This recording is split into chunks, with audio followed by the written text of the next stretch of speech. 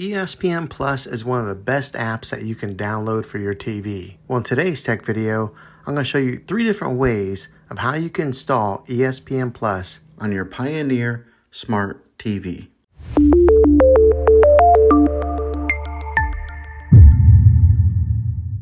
It can be really frustrating if you want to watch some of the great content that is on ESPN Plus and you find that your TV is unable to download it. If your TV is an older model of smart TV, then it could prevent you from downloading this app.